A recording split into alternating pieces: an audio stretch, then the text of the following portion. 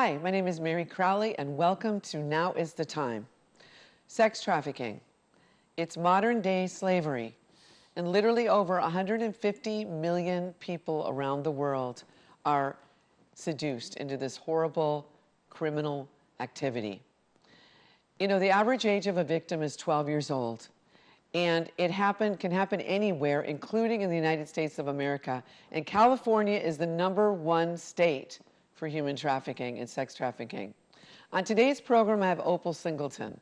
She wrote the book Seduced, The Grooming of America's Teenager, as well as a new book that just came out. It's called The Societal Shift, A World Without Borders, A Home Without Walls. Welcome to the program, Opal. Thank you, Meri, for having me. I appreciate it. So, you know, just for the record, you know, you've been on the program, you know, a few other times. Just tell how bad trafficking has gotten in the United States. It's absolutely serious. Not only is it the fastest growing crime in America, but it involves our teenagers. And it's mainly gangs and social media, gangs using social media, and the recruiting is often taking place either online or in our schools.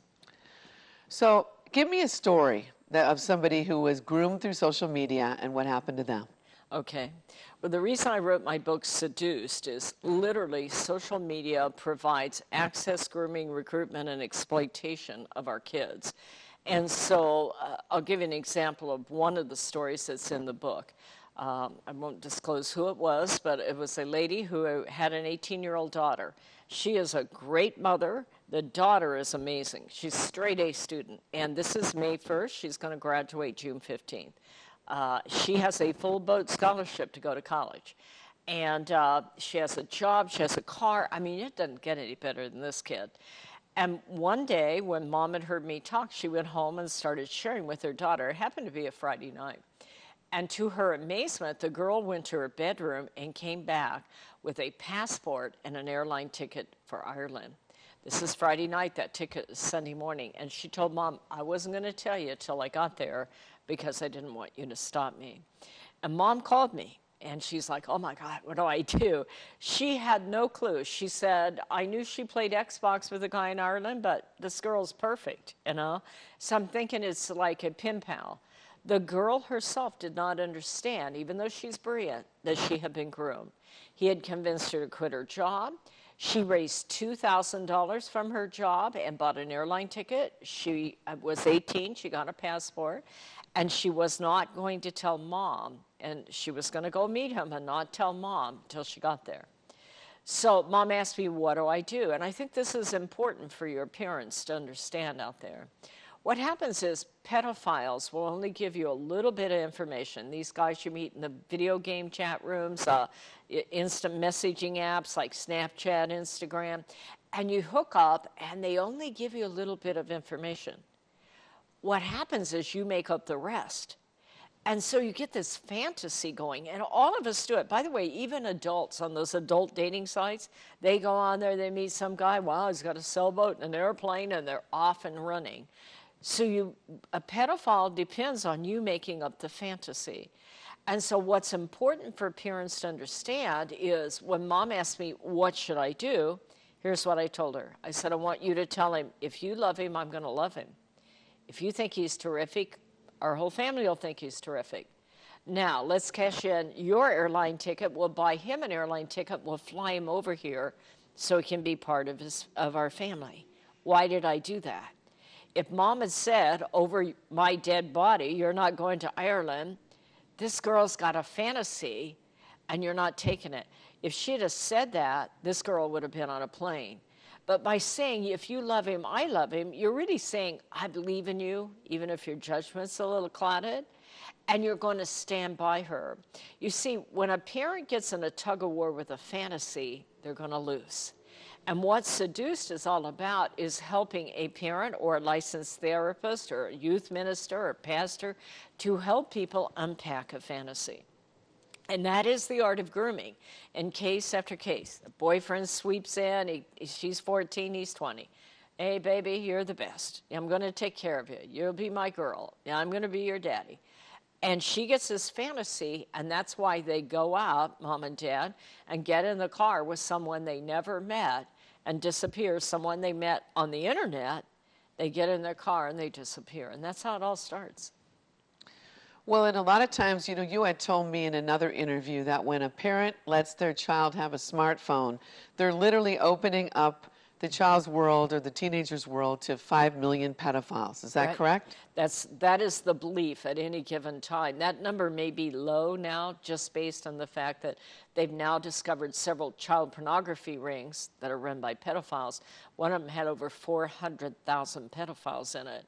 So if you have that many kinds of rings going on out there, that number could be low.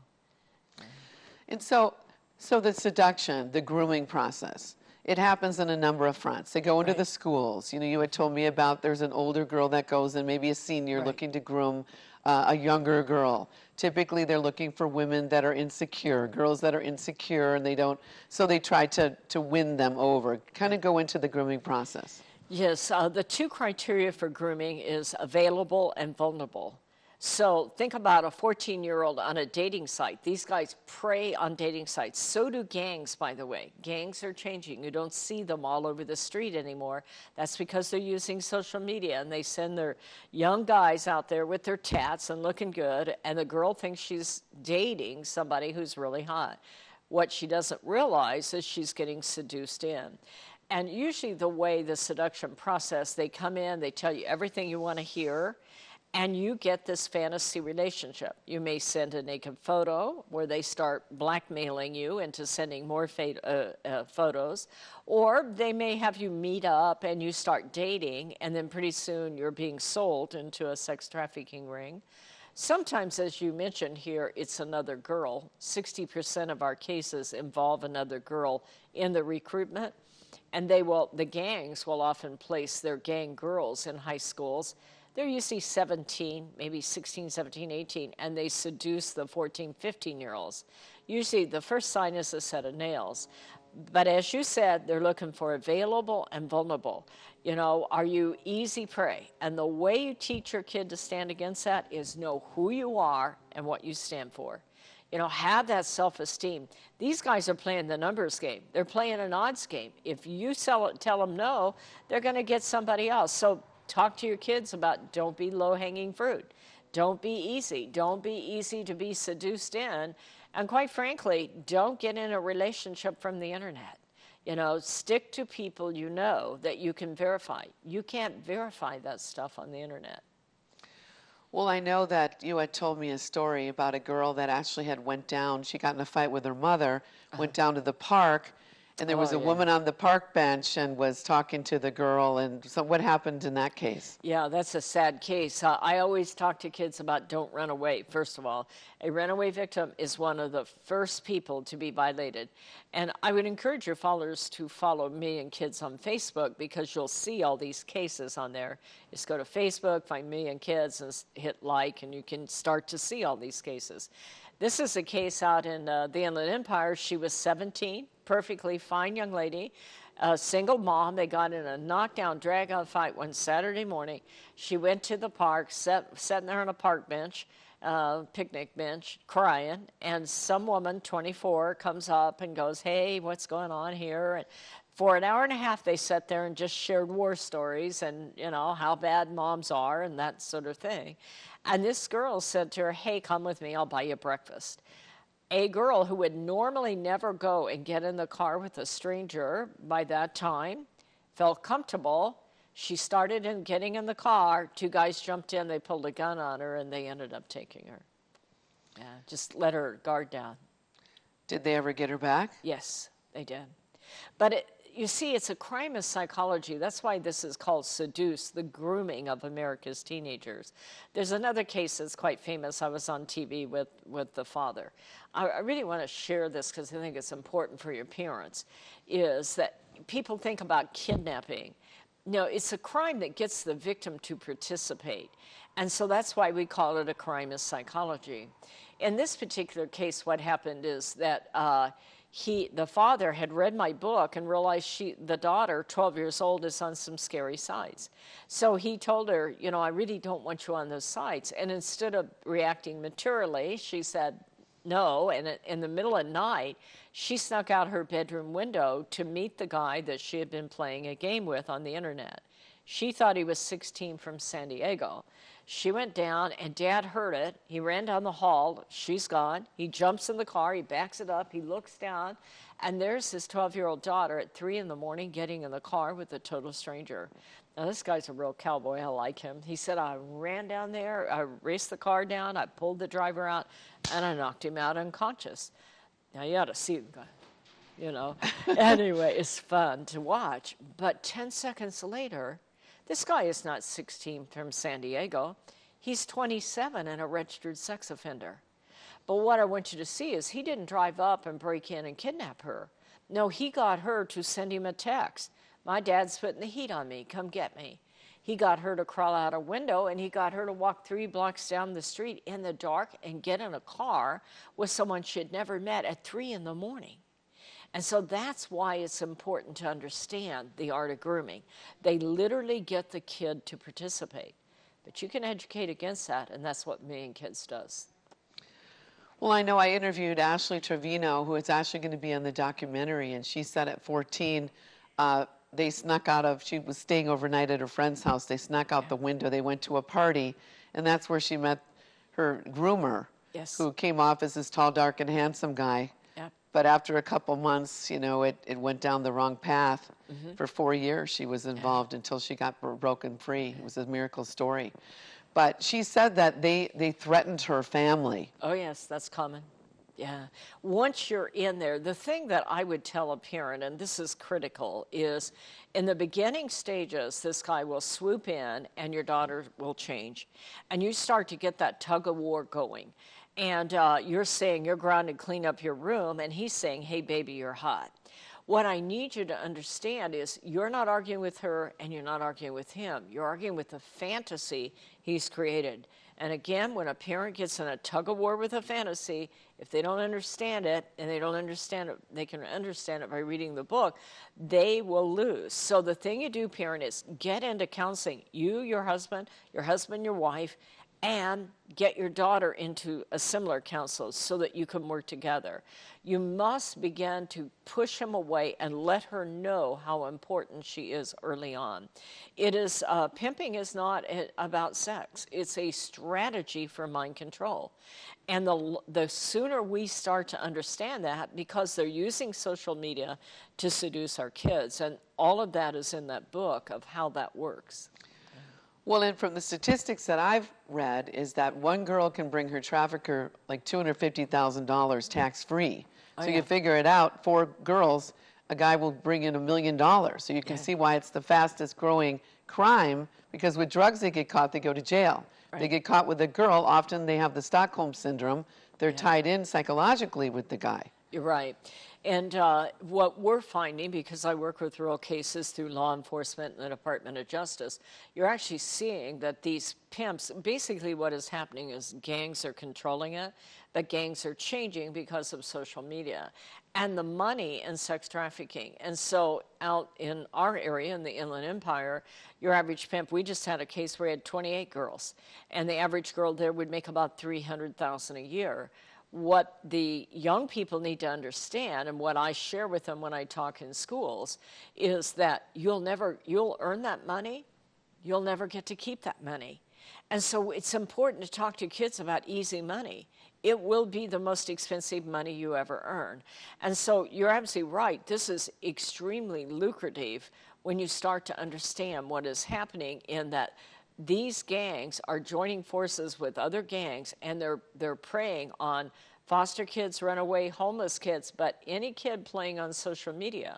So we are seeing regular kids who would normally not be vulnerable because they're meeting on dating sites like Tinder and Meet Me and Plenty of Fish. My Laugh Out Loud is the new one.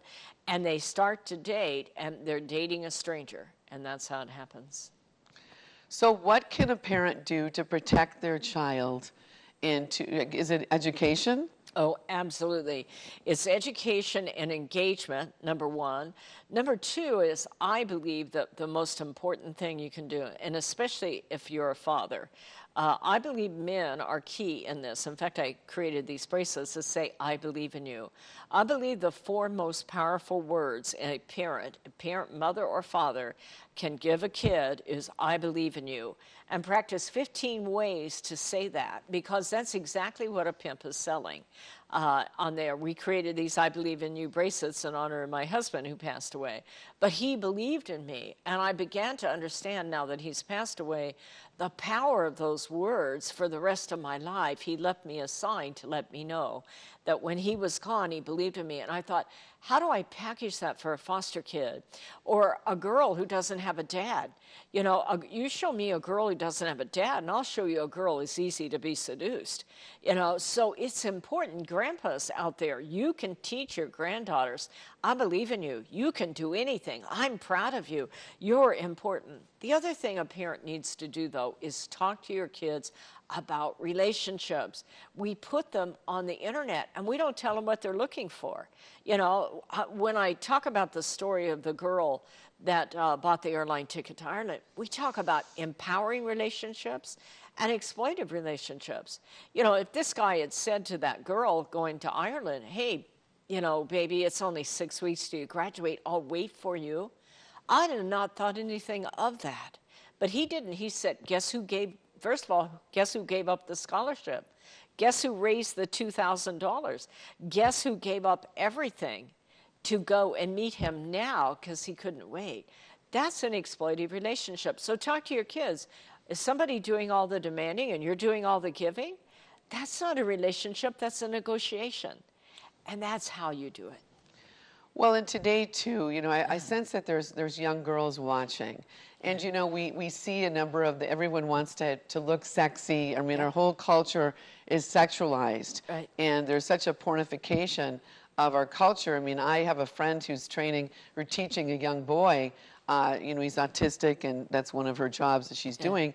And, you know, this kid is like 11, and she's hearing him talk about these women. He listens to some of this rap music and calling the women, you know, hoes and all these other words. So from the time they're little, they're being groomed to look at women a certain way. Right. And then these young girls are thinking, well, it's going to be great for me to look sexy. You see some of the Kim Kardashians, and, you know, she got famous really for not being famous by just showing her body off. And so people think, well, I want to be just like her. You see the Kardashians all over the internet. And so what would you say to these girls that these guys will say, show me a pic, send me a pic? Yeah, actually, that's very true. I had a young girl in a school recently. I train a lot in high schools. And she said, if you don't send them a naked photo, they won't go out with you. And I'm saying, what kind of date are we going to have here? You know, what are you going to feel about yourself when you're through? If you start the date with a naked photo, where does it go? But when you start to look at these video games and, like you say, the rap music and like that, nudity and sex seems to be built into the equation. We don't have to go along with that as Christians. You know, there are plenty of good things you can do with technology and be proud of who you are. You can be an accomplished person and use the internet and use technology and literally be proud leaders. And quite frankly, that is what this show is all about for me, is parents, let's make leaders of our children. You know, just because it's technology doesn't mean we drop all of our morals or that we sign up for everything that's out there because we can reach it. I mean, honestly, it's an interesting thing how we're just kind of giving into this. I could just imagine a 14-year-old that went to the mall and met a new guy, and in an hour they went into the bathroom, stripped naked, and take a photo and shared the photo. That would never happen. That's just bizarre. But this generation believes what you do on the internet doesn't count. The same girl who would never do that in a mall, in an hour with the right predator, is sending off a half-naked photo in a tease, just wanting to be accepted. So we need parents to parent. This is the most important mission of all time, is parenting in the cyber world. It absolutely is. You can no longer afford to put on that veil of denial. You know, if your child has technology, get involved in it. If it has a video game, get an avatar, play that game, and go, son, there's a lot of sex in this game. I am not comfortable with this. And so I changed my mind. We're going to get you a game that's healthier. I'm not against gaming, but trash in, trash out kind of thing. And we are doing that to our children while they're going through puberty, before they even have their first sexual experience. In fact, one of the statements I often make, Meri, is I believe for many of our kids, their first sexual experience will be a virtual sexual experience. And we as parents need to back up and go, whoa, what did that lady just say? And how do we deal with that? So let's go into the video games. What are some of the big video games out there that, you know, maybe the parents are going to hear you say these games? They go, oh, my child plays that. Sure. What are some of the worst games out there that you would say? Well, any video game that's heavy in sex, like Game of War, that thing is just, as a 14-year-old said, it's really raunchy, okay? And it's all over television for what it's worth. But quite frankly, it isn't always just the video game. It is whether or not your child's in a public chat room. Now, you can play Minecraft and be in a private chat room or in no chat room. You can play by yourself. I don't believe anyone under the age of 14 ought to be in a public chat room, because the problem is, think about a video game. It's not like going to a dirty movie. You have a character, you have a score, and you have people in a chat room you're trying to please. Many of these people in that chat room you would never invite into your living room. I always say, if you're going to put your 11-year-old daughter in a public chat room like Minecraft, put her in the car, take her down to the strip club, leave her off for an hour or so, don't go in and protect her, and then, you know, pick her up and see how that worked out. You would never do that. Yeah. But that same parent will put that 11-year-old in a chat room with adult males who are looking for sex, and without ever understanding that their 11-year-old is not cognitively prepared, emotionally prepared, or sexually prepared to stand against it. You know, one of my friends was saying, I was telling her about the trafficking video and things that we're doing, and she said, yeah, I was walking by my niece, she was playing on the video chat game, and one of the, was playing a video game, and one of the people in the chat room was asking her where she lived. Mm-hmm. And she said to her sister, like, you better kind of keep an eye on what's going on here. Sure. So this happens all the time. Listen, we only have a couple minutes left. Mm-hmm. This is a serious situation here. We're not trying to get anybody, like, we don't want you to be alarmed in the respect that we're trying to make you fearful. We want you to wake up. Yeah. Opal, in 1 minute, what can you say to the people watching, what they should do, how to keep them safe? I would encourage you to educate yourself. You can do that by following Million Kids. It's MILLION, Million Kids. It's not 1 million kids, it's not a million kids, it's just millionkids.org. Go to millionkids.org, sign up for our newsletter, go to Facebook if you're on Facebook and find Million Kids and hit like. I would encourage you to order the books from our website. One of them is Seduce, The Grooming of America's Teenagers, and the other is Societal Shift. Those are great ways to educate yourself. And, you know, I think the name of the game first is parents, you have to be educated. You have to overcome that veil of denial. And then together, you can lead your child so that they become a leader in a way that they use technology to glorify God, to better the world, to become leaders. And we, you know, nothing's different than it was. Good and evil's always existed, but now it's evil without a border. So educate yourself, Mom and Dad. Well, thanks for coming on the program, Opal, and thanks for watching Now is the Time.